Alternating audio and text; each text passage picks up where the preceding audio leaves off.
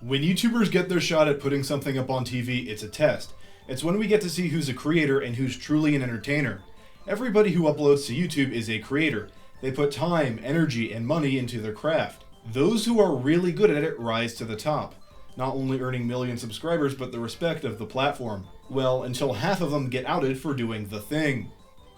But for the other half who don't do the thing, some showcase enough talent to be reached out to by networks and streaming services for their own TV show. I don't think I need to tell you this, but making a TV show is way different than making YouTube videos. Large creators do have some people on payroll, editors, and sometimes writers, and they do have to worry about things like community guideline strikes and sponsorships. But all of that pales in comparison to the hurdles and loops you have to jump through for TV. Sometimes this work is outsourced to studios in different countries, and you never get to meet the people actually working on your show. There are producers, marketers, and managers, so not only are there way more people working on your show, but there's way more facets to it. Not to mention censorship. You thought the YouTube community guidelines were rough? You don't like getting limited ads on your videos?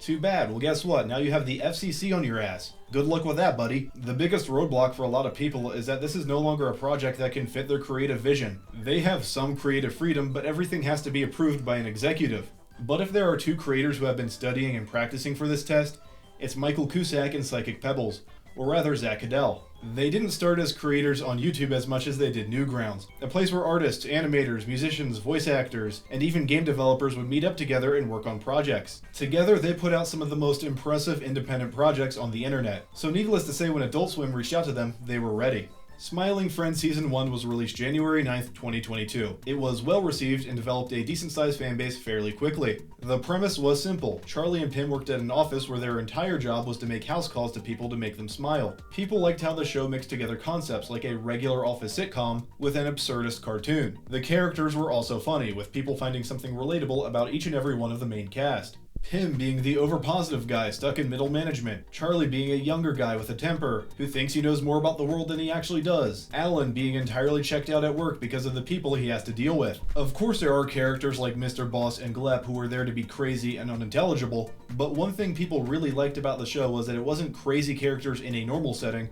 it was normal characters in a crazy setting. Even one-off characters had relatability to them, like Mr. Frank, who mimicked news about a celebrity drug addict to a T. And then there were just these random characters who would annoy the main cast in an incredibly relatable way.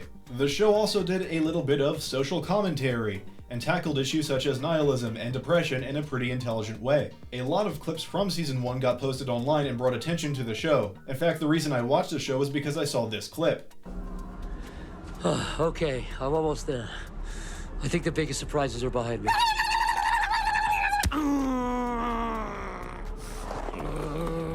Dude, I warned you. I said I was going to do that if you did that again. One big thing that helped the show was the cultural references. Not pop culture, but internet culture. Featuring personalities such as Oni NG, Chills, Mike from Red Letter Media, Tom Fulp, creator of Newgrounds, Dave Firth, creator of Salad Fingers, and Angry Video Game Nerd. They even tried to get Chris Chan, and in retrospect, I'm pretty sure we're all glad that didn't work out. These cameos did a lot to drive excitement and bring in the audience that the show was meant for. But this was only the beginning. Smiling Friends Season 2 started in May of 2024. The second season of any show is crucial. It shows networks if people have lost interest over time, and if interest will continue to dwindle. The fact that Smiling Friends was out on Max helped them out quite a bit. Streaming services help shows in some ways and hurt them in others. Helping a show grow while there isn't any new content being released is something they are good at. So Smiling Friends did have more eyes on it when Season 2 released around 2 years later. Things were going to be different for Season 2 as well. The show is shifting to a weekly episode release, rather than a full season release. Nowadays, this is usually reserved for shows with longer episodes and more of an overarching story. Smiling Friends episodes are, well, episodic and 11 minutes long. Not many people expected a weekly episode release schedule, especially with such a short runtime per episode.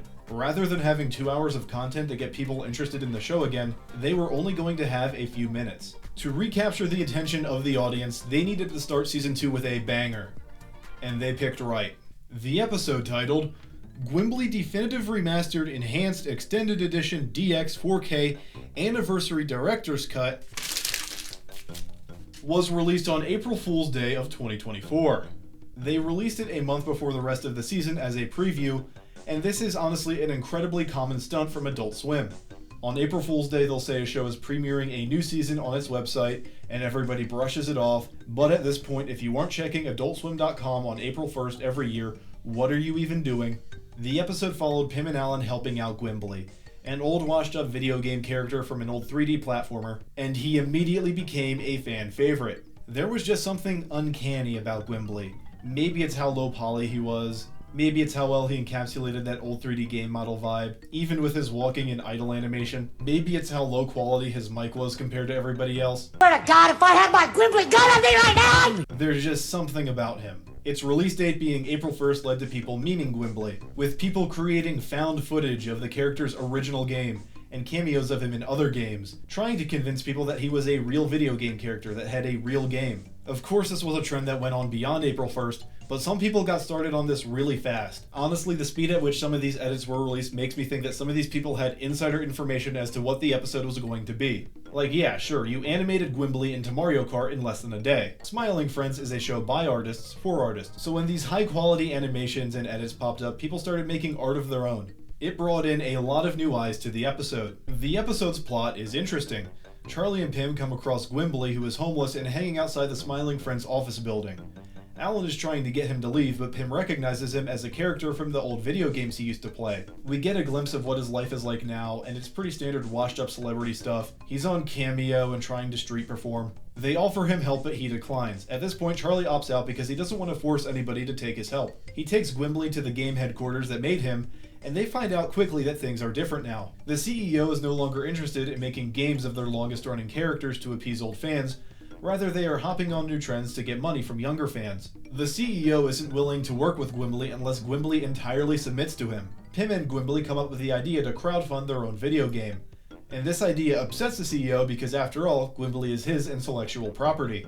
They track down old co-stars from the original Gwimbly games, but unfortunately, they are, unavailable. At this point, we find out that the CEO is trying to hunt down and kill Gwimbly so he can't make his own game unassociated with the studio. They make it back to the Smiling Friends headquarters where James from Idaho kills the CEO after maiming Charlie. I probably should have also summarized the B-plot. All you need to know is that this guy is an average Idaho resident. Do not go to Idaho.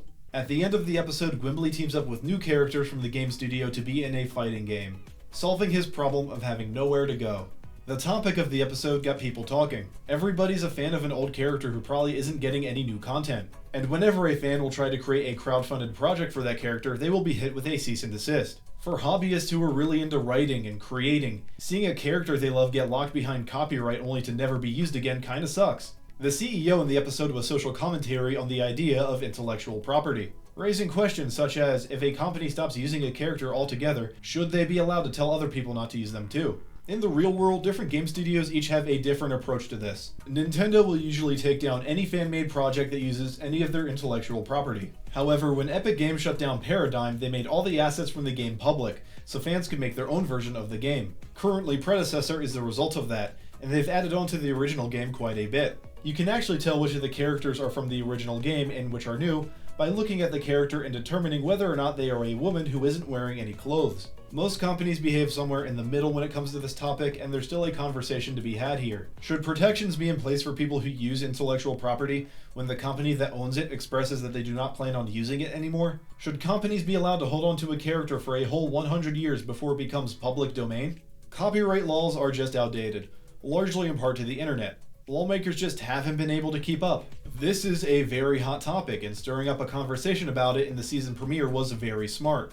The creators of the show know how conversations and memes spread on YouTube and social media, because that's where they got their start. So of course they would be able to create an episode that would be talked about on social media. But was the episode itself good enough for general audiences? Yes. The episode was funny from beginning to end, with several quotable one-liners and memorable scenes. This homeless man won't leave, so I'm spraying him with dirty brown water. Off the top of my head, I can think of 3 scenes alone that me and my friends quote regularly. Having Alan take a prominent role in this episode was smart because his voice actor's deadpan delivery is just hilarious. It makes everything he says 10 times funnier. The chicken nugget guy was a great caricature of a CEO, and his eating habits were disgusting enough to elicit an emotional reaction from viewers, making people hate the antagonist of this episode even more. The side plot with Charlie and James was ridiculous enough to keep people entertained, and the way it tied back into the main plot was pretty funny. The star of the episode was of course Gwimbly.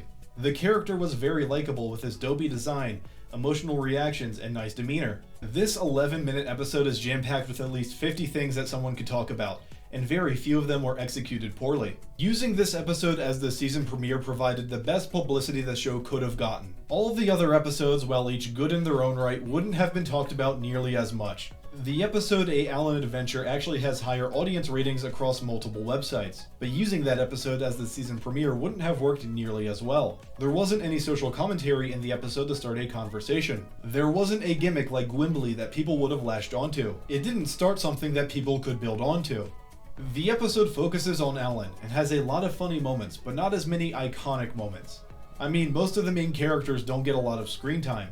It's a great episode, but it doesn't do what Gwimbly did, which is make the Season 2 premiere of Smiling Friends see 50% more traffic than the Season 1 premiere. When all the pieces come together, this episode's release is the most strategic of the streaming service era, and maybe even of all time.